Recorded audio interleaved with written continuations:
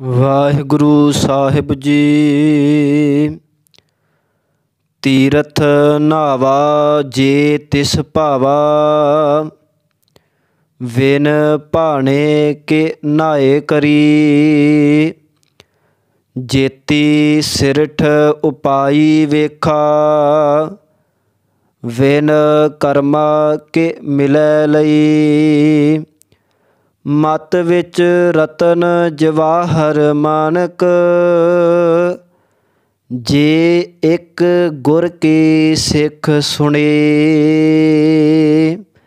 ਗੁਰਾ ਇੱਕ ਦੇਹ ਬੁਝਾਈ, ਸਭਨਾ ਜੀਆ ਕਾ ਇੱਕ ਦਾਤਾ। ਸੋ ਮੈਂ ਵਿਸਰ ਨਾ ਜਾਏ। ਸਭਨਾ ਜੀਆ ਕਾ ਇੱਕ ਦਾਤਾ, ਸੋ ਮੈਂ ਵਿਸਰ ਨਾ ਜਾਏ। ਗੁਰੂ ਪਿਆਰੀ ਸਾਧ ਸੰਗਤ ਜੀ, ਵਾਹਿਗੁਰੂ ਜੀ ਕਾ ਖਾਲਸਾ, ਵਾਹਿਗੁਰੂ ਜੀ ਕੀ ਫਤਿਹ। ਧੰਨ ਗੁਰੂ ਨਾਨਕ ਸਾਹਿਬ ਮਹਾਰਾਜ ਜੀ ਦੀ ਬਖਸ਼ਿਸ਼ ਦੇ ਸਦਕਾ ਜਪਜੀ ਸਾਹਿਬ ਦੀ ਲੜੀਵਾਰ ਵਿਚਾਰ ਆਪਾਂ ਕਰ ਰਹੇ ਹਾਂ। ਹਜੇ ਤੱਕ ਆਪਾਂ ਜਪਜੀ ਸਾਹਿਬ ਦੀਆਂ 5 ਪੌੜੀਆਂ ਵਿਚਾਰ ਚੁੱਕੇ ਹਾਂ। 6ਵੀਂ ਪੌੜੀ ਦੀ ਵਿਚਾਰ ਅੱਜ ਆਪਾਂ ਨੇ ਕਰਨੀ ਹੈ ਸਾਧ ਸੰਗਤ। ਪਿਛਲੀ ਪੌੜੀ ਦੀ ਵਿਚਾਰ ਕਰਦਿਆਂ ਆਖਰ 'ਤੇ ਆਪਾਂ 2 ਤੁਕਾਂ ਪੜ੍ਹੀਆਂ ਸੀ। ਗੁਰਾ ਇੱਕ ਦੇਹ ਬੁਝਾਈ, ਸਭਨਾ ਜੀਆ ਕਾ ਇੱਕ ਦਾਤਾ, ਸੋ ਮੈਂ ਵਿਸਰ ਨਾ ਜਾਈ।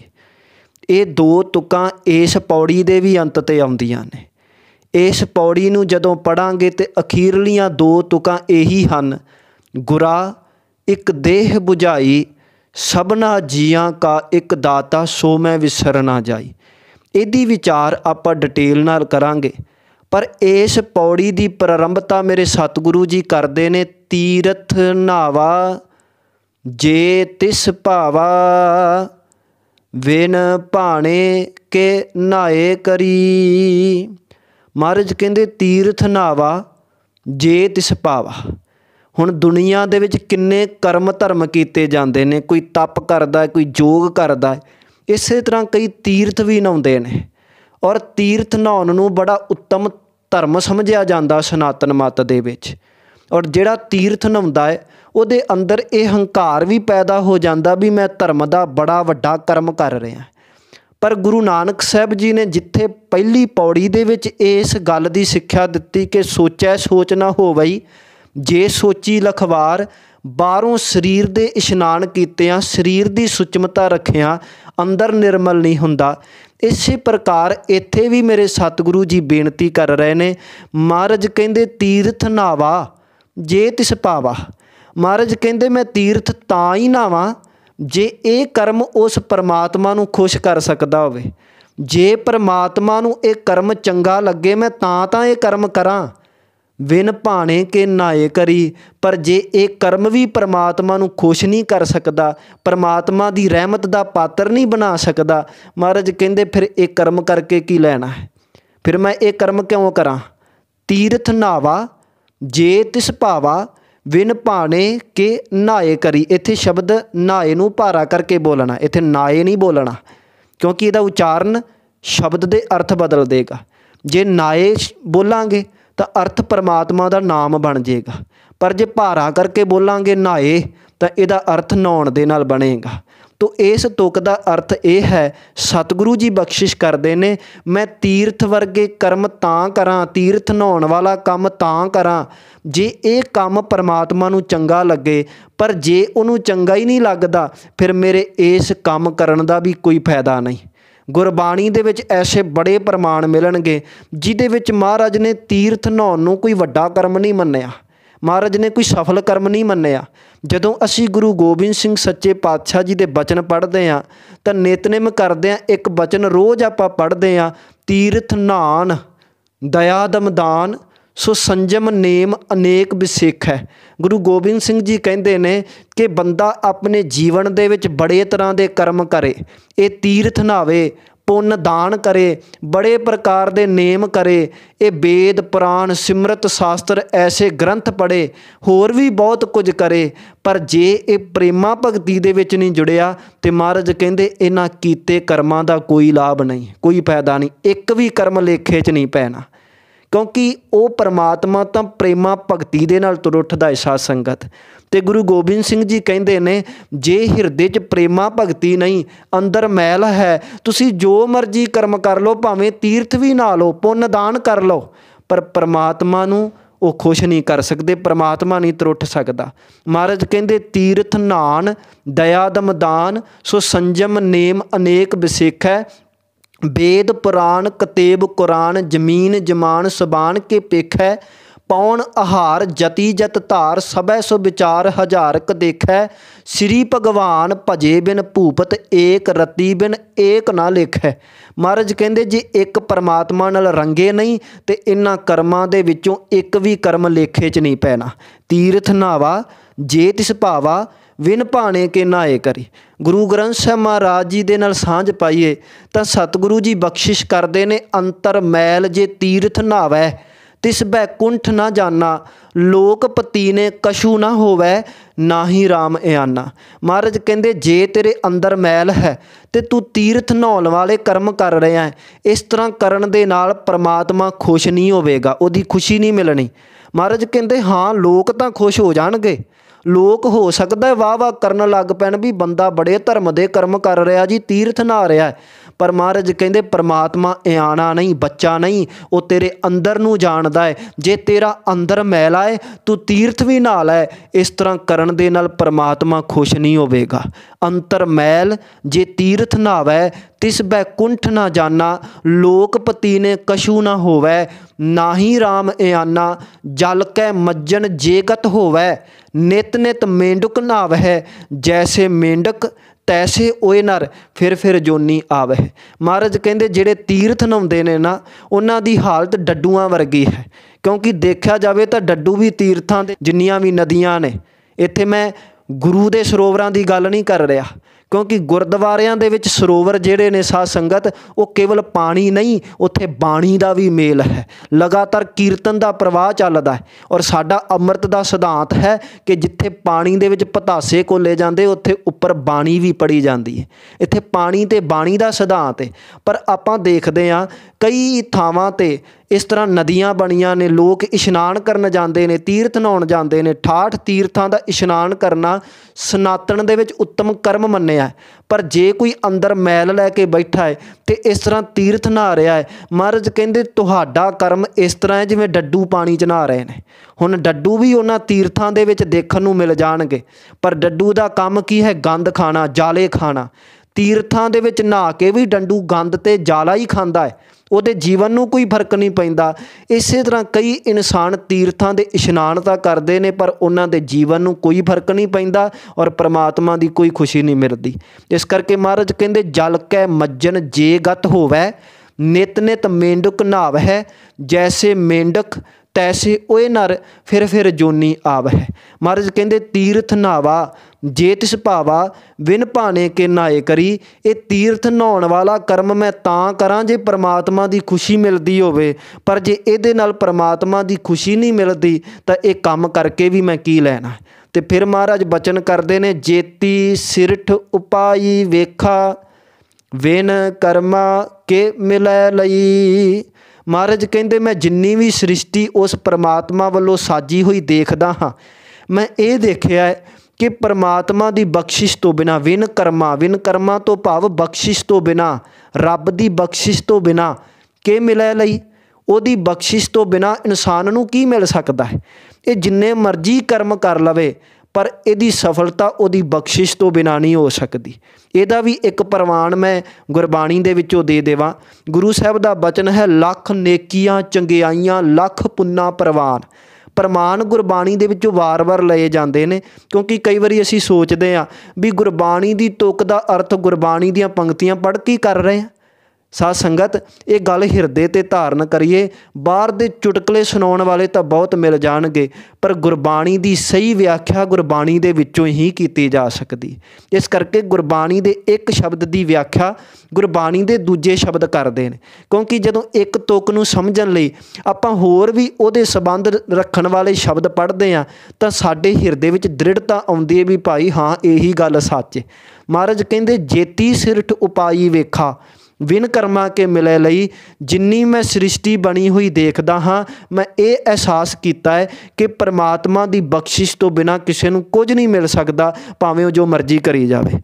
प्रमाण गुरबाणी दे विचों महाराज कहंदे लख नेकियां चंगियाइयां लख पुन्ना परवान, लख तप उपर तीर्थां सहज जोग बेबान, लख सुरतन संग्राम रन मह छुटे प्राण, लख सुरती लख ज्ञान ध्यान पढ़िए पाठ पुराण, जिन करतै करना किया लिखिया आवन जान, नानक मती मिथया कर्म सच्चा निशान। गुरु साहब कहते ने कोई बंदा लख नेकियां करे, लख चंगियाइयां करे, लख पुण्य करे, लखां तप करे, तीर्थां वर्गे कर्म करे, जोग साधना साधे, रण दे विच जोधियां दे वांगू लड़े, बड़ा ज्ञान होवे, ध्यान भी जोड़ लवे, पर महाराज कहंदे एक गल चंगी तरह पल्ले बन लवो, बंदा जो मर्जी कर लवे, पर यह सब कुछ सफल तां ही हो सकदा जे परमात्मा की बख्शिश होवे।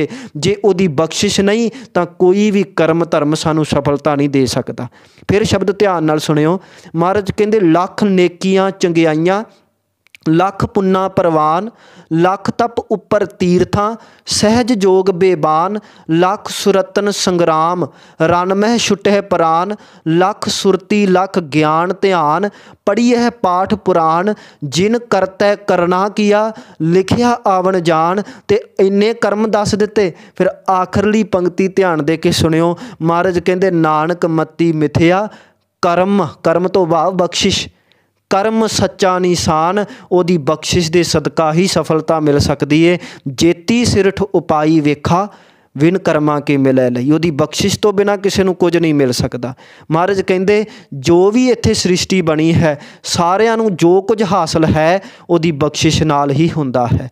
मत विच रतन जवाहर मानक, जे एक गुर की सिख सुनी।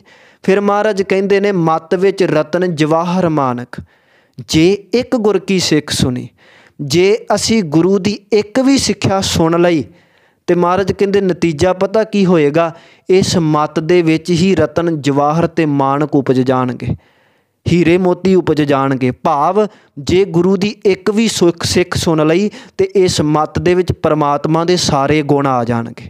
बस उहदी एक सिख सुन लईए, मत विच रतन जवाहर मानक, जे एक गुर की सिख सुनी।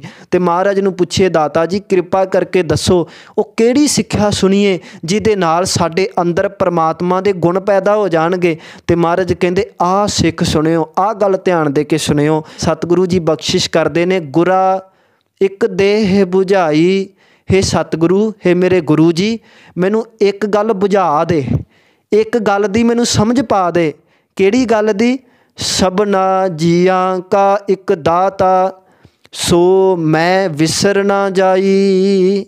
महाराज कहंदे एक गल अपने गुरु तो चंगी तरह समझ लो कि सबना जियां का एक दाता, सारे जियां दा इक्को दाता है, दो नहीं तीन नहीं चार नहीं हज़ारां नहीं करोड़ां नहीं, दाता इक्को ही है। ते जेड़ा दाता एक है सब कुछ देन वाला है, सो मैं विसर ना जाई, किते वो सानू भुल ना जावे, विसर ना जावे। गुरबाणी दे विच बहुत प्रमाण मिलणगे जिहदे तो इस गल दी स्पष्टता हुंदी है कि दाता इक्को ही है। आपां बचन एक पढ़दे आ ना, दद्दा दाता एक है सबको देवनहार, देंदा टोट ना आवई अगंत भरे भंडार। दाता इक्को ही है, जगत भिखारी फिरत है, ये सारा जगत उस दाते दा भिखारी है। ये जिन्ने भी कोई पीर होवे, कोई डेरेदार होवे, कोई पखंडी होवे, कोई बाबा कहण वाला होवे, सारे उस परमात्मा अगे भिखारी ने। जगत भिखारी फिरत है सबको दाता राम, कहो नानक मन सिमरते पूर्ण होवे काम। महाराज कहंदे दाता इक्को ही है, ਬਾਕੀ ਸਾਰੇ ਭਿਖਾਰੀ ਨੇ। ਸਾਡੀ ਤਰਾਸਦੀ ਇਹ ਹੈ, ਗੁਰੂ ਨਾਨਕ ਸਾਡਾ ਗੁਰੂ ਹੋਵੇ, ਐਸੀ ਸਿੱਖਿਆ ਦੇ ਨਾਲ ਅਸੀਂ ਰੋਜ਼ ਸਾਂਝ ਪਾਉਂਦੇ ਹੋਈਏ, ਪਰ ਦੇਖਣ ਦੇ ਵਿੱਚ ਆਉਂਦਾ ਹੈ ਕਿ ਜਿਹੜੇ ਕਈ ਸੱਜਣ ਰੋਜ਼ ਇਹ ਗੱਲ ਪੜ੍ਹਦੇ ਨੇ ਵੀ ਸਭਨਾ ਜੀਆਂ ਕਾ ਇੱਕ ਦਾਤਾ, ਫਿਰ ਵੀ ਉਹ ਬੜੇ ਡੇਰਿਆਂ 'ਤੇ ਜਾ ਕੇ ਮੰਗਦੇ ਨੇ। ਕਈ ਡੇਰੇਦਾਰ ਐਸੀਆਂ ਤੁਕਾਂ ਵਰਤ ਕੇ ਆਪਣੇ ਡੇਰੇ ਚਲਾ ਵੀ ਰਹੇ ਨੇ, ਪਰ ਲੋਕਾਂ ਨੂੰ ਫਿਰ ਵੀ ਆਪਣੇ ਨਾਲ ਜੋੜ ਰਹੇ ਨੇ। ਲੋਕ ਮੰਗਦੇ ਨੇ ਅਤੇ ਉਹਨਾਂ ਡੇਰੇਦਾਰਾਂ ਤੋਂ ਜਾ ਕੇ ਮੰਗਦੇ ਨੇ। ਪਰ ਸਤਿਗੁਰੂ ਜੀ ਨੇ ਬਚਨ ਕੀਤਾ ਹੈ, ਸਾਹਿਬ ਜਿਸ ਕਾ ਨੰਗਾ ਭੁੱਖਾ ਹੋਵੈ, ਤਿਸ ਦਾ ਨਫਰ ਕਿੱਥੋਂ ਰੱਜ ਖਾਏ। ਜੇ ਸਾਹਿਬ ਕੇ ਘਰ ਵੱਥ ਹੋਵੈ, ਸੋ ਨਫਰੈ ਹੱਥ ਆਵੈ, ਅਣਹੋਦੀ ਕਿੱਥੋਂ ਪਾਏ। ਮਹਾਰਾਜ ਕਹਿੰਦੇ ਜਿਹਦਾ ਸਾਹਿਬ ਹੀ ਨੰਗਾ ਭੁੱਖਾ ਹੈ, ਕਿਉਂਕਿ ਅਸੀਂ ਤਾਂ ਸਾਰੇ ਉਹਦੇ ਅੱਗੇ ਭਿਖਾਰੀ ਆ ਨਾ, ਭਾਵੇਂ ਕੋਈ ਡੇਰੇਦਾਰ ਹੋਵੇ, ਭਾਵੇਂ ਕੋਈ ਬਾਬਾ ਹੋਵੇ, ਅਖੌਤੀ ਬਾਬਾ, ਭਾਵੇਂ ਕੋਈ ਅਖੌਤੀ ਬਾਬਾ ਹੋਵੇ, ਪਰਮਾਤਮਾ ਦੇ ਅੱਗੇ ਉਹ ਵੀ ਨੰਗਾ ਭੁੱਖਾ ਹੈ, ਉਹ ਵੀ ਭਿਖਾਰੀ ਹੈ।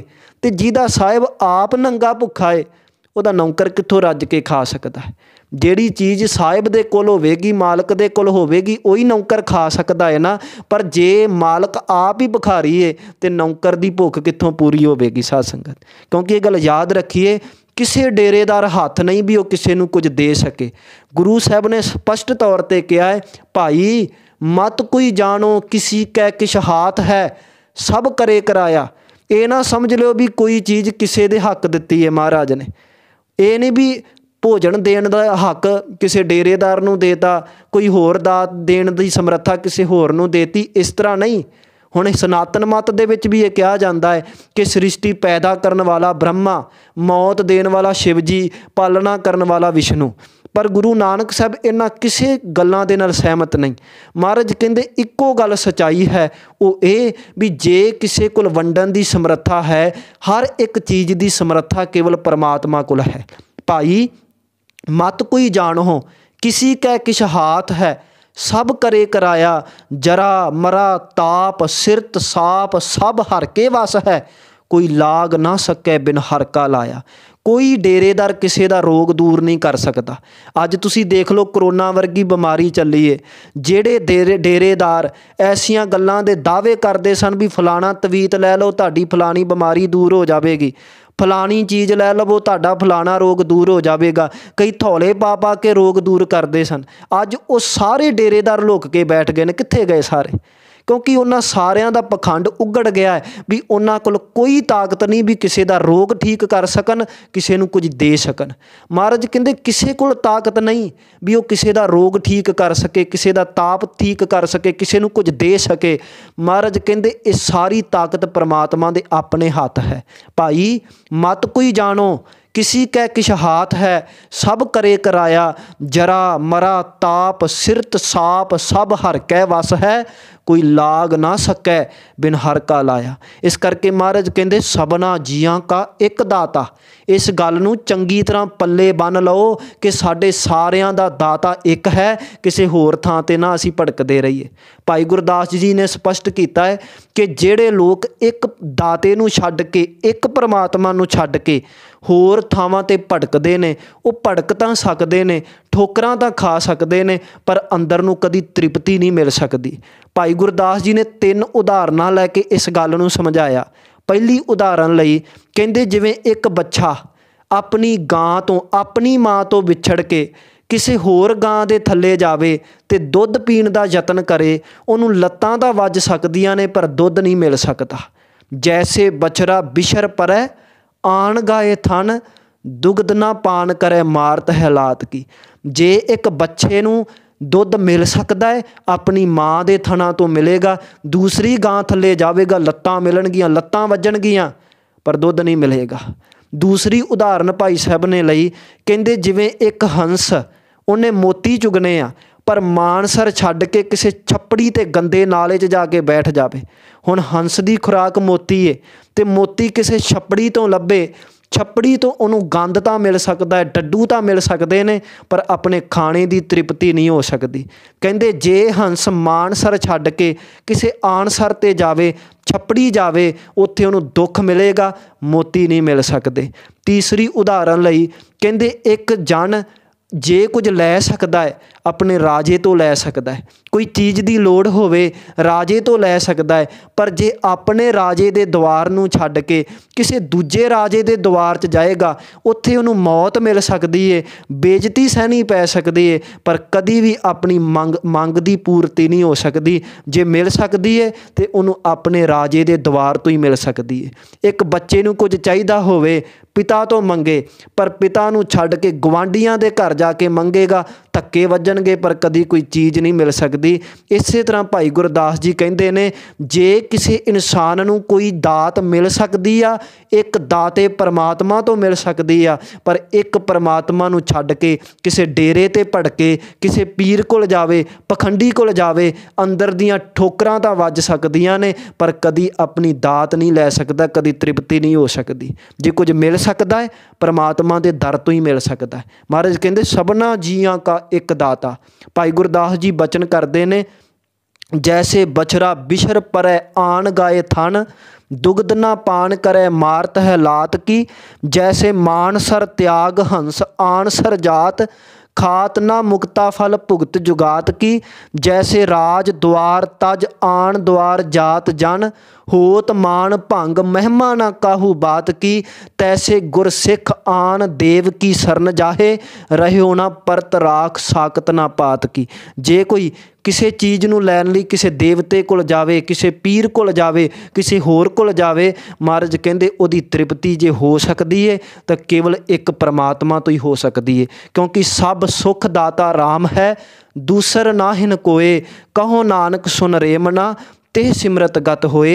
सारे सुखां दा दाता केवल एक परमात्मा, कोई नहीं। सब सुख दाता राम है, दूसर नाहिन कोए, कहो नानक सुन रे मना, ते सिमरत गत होए। इस करके महाराज कहते सबना जियां का एक दाता, दर मादे ठाडे दरबार, तुझ बिन सुरत करे को मेरी, दर्शन दीजै खोल किवार, तुम धन धनी उदार त्यागी, श्रवणन सुनियत सुजस तुम्हार, मांगू काहे रंक सब देखो, तुम ही ते मेरो निस्तार। भगत जी की भगत कबीर जी कहते ने, मैं किसी दूजे कोलों क्यों मंगा, क्योंकि एक परमात्मा नूं छड्ड के बाकी सारे मैनूं गरीब नंगे ते रंक ही देख रहे हैं। मांगू काहे रंक सब देखो। सो महाराज कहते ने सबना जियां का एक दाता, साडे सारियां दा इक्को दाता है, तो वो केवल एक परमात्मा है। इस करके जे शरणी आउणा है, जे मंगना भी है तो एक परमात्मा तो मंगीए। दूजी गल महाराज कहते जेड़ा सारियां दा एक दाता है, सो मैं विसर ना जाई, किते वो सानू भुल ना जावे। देखो सानू परमात्मा ने इन्ना कुछ दिता, असी भोग भी रहे हैं, पर फिर भी असी उस दाते नूं भुल जाने आ, ते जिहड़ियां चीज़ां मिलियां ਉਹਦੇ ਵੱਲ ਲੁਭਤ ਹੋਏ ਰਹਿੰਦੇ ਆ, ਉਹਦੇ ਵਿੱਚ ਗਰਸੇ ਰਹਿੰਦੇ ਆ। परमात्मा ने घर दिता, घर देख के परमात्मा चेते नहीं आउंदा, बस घर दे विच मस्त रहने आ। कोई आए गए नूं भी घर दा कोना कोना दिखाउने आ, पर कदी किसी नूं कहा भी ये भी परमात्मा की बख्शिश है। गुरु अंगद साहब महाराज जी ने मनमुख की डेफिनेशन ही ये दिती है। महाराज कहते दिंदे थामों दिता चंगा, मनमुख ऐसा जानिए। मनमुख पता कौन हुंदा है, ਜਿਹੜਾ ਦਾਤੇ ਦੇ ਵੱਲੋਂ ਦਿੱਤੀਆਂ ਹੋਈਆਂ ਚੀਜ਼ਾਂ ਨੂੰ ਤਾਂ ਚੇਤੇ ਰੱਖੇ, ਪਰ ਦਾਤੇ ਨੂੰ ਭੁੱਲ ਜਾਵੇ।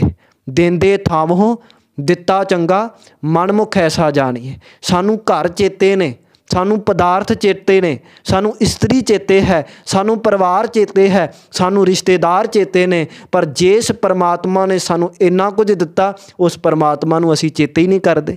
इस करके गुरु साहब कहते ने दुनिया दे विच बड़े वकार ते पाप होणगे, बड़े अपराध होणगे।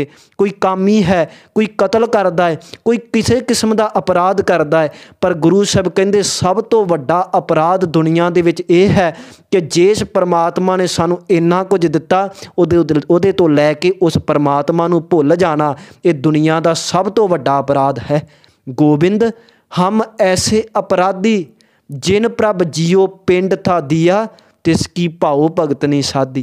हे परमात्मा असी ऐसे अपराधी हाँ भी जिन्हां नूं तुसीं इन्ना कुछ दिता उन्होंने चेते ही नहीं असी करते। ये सब तो वड्डा अपराध है साध संगत। इस करके महाराज कहते ने सबना जियां का एक दाता, सो मैं विसर ना जाई। साडे सारियां जियां दा इक्को दाता है, इस करके किते वो सानू भुल ना जावे। सुखमनी साहब दे विच आपां बचन पढ़दे आ, जिह प्रसाद छत्ती ही अमृत खाहे, तिस ठाकुर को रख मन माहे, जिह प्रसाद सुगंधत तन लाभे, तिसको सिमरत परमगत पावे। गुरु अर्जन साहब महाराज जी बख्शिश करते हैं भी जिहदी किरपा दे नाल तू 36 प्रकार के भोजन खाना है, वेखी किते उन्होंने भुल ना जाई, उस परमात्मा नूं सदा चेते रखी। जिस परमात्मा की किरपा दे सदका तू अपने तन ते इन्नियां सुगंधियां लाउना है, इन्नी गंध माणदा है, महाराज कहते उन्होंने सिमर के ही तू परमगति हासिल करदा है। जिस परमात्मा की बख्शिश दे नाल तैनूं घर मिलिया, उस परमात्मा नूं सदा ते आ अपने मन दे अंदर चेते कर। जिस परमात्मा की बख्शिश दे सदका तू परिवार दे विच घर दे विच सुखी वस रहा है, उस परमात्मा नूं अठे पैर अपनी रसना ते वसा। जिस परमात्मा की बख्शिश दे नाल तू इन्ने रस मान रहा है, उस परमात्मा नूं सदा ध्याना कर। महाराज कहते जिह प्रसाद 36 अमृत खाहे, तिस ठाकुर को रख मन माहे, जिह प्रसाद सुगंधत तन लाभे, तिसको सिमरत परमगत पावहे। जिह प्रसाद बसहे सुख मंदर, तिसे ध्याए सदा मन अंदर। जिह प्रसाद गृह संग सुख बसना, 8 पहर सिमरो तिस रसना। जिह प्रसाद रंग रस भोग, नानक सदा ध्याइए ध्यावन जोग। सबना जियां का एक दाता, सो मैं विसर ना जाई। गुरु नानक साहब बख्शिश कर रहे हैं कि जिहड़ा परमात्मा सारे जियां दा दाता है, एक दाता है, उन्होंने छड्ड के किते होर जाना नहीं, तो उस परमात्मा नूं विसारना नहीं, भुलना नहीं। तो इस पौड़ी दे विच मेरे सतगुरु जी ने सानू ये समझाउणा कीता है, पहली गल कि तीर्थ नाता भी तां प्रवान है जे परमात्मा की खुशी मिलती है, पर जे परमात्मा त्रुटदा ही नहीं तो ऐसे कर्म करके भी कोई फायदा नहीं, कोई लाभ नहीं। दूसरा मेरे सतगुरु जी ने समझाया, इस सृष्टि दे विच जो कुछ मिल रहा है वो बंदे दे इन्हां कर्मां दे ते इन्हां तपां दे सदका नहीं मिलदा।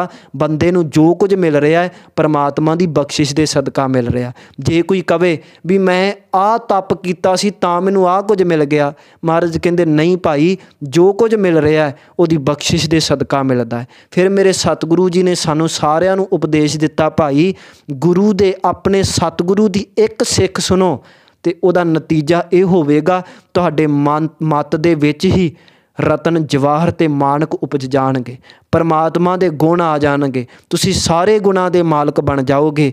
तो वो एक सिख किहड़ी है गुरा, एक देह बुझाई। हे मेरे सतगुरु ये गल चंगी तरह समझा दिओ कि सबना जियां का एक दाता, सारे जियां दा एक दाता है। आप रहमत करिओ किते ओ मैनूं विसर ना जावे। सतगुरु बख्शिश करन ये कुछ सानू अपने जीवन ते अमल करना आ जावे। विचार करदिआं बेअंत भुल्लां बख्श देनियां जी। वाहिगुरू जी का खालसा, वाहिगुरू जी की फतेह।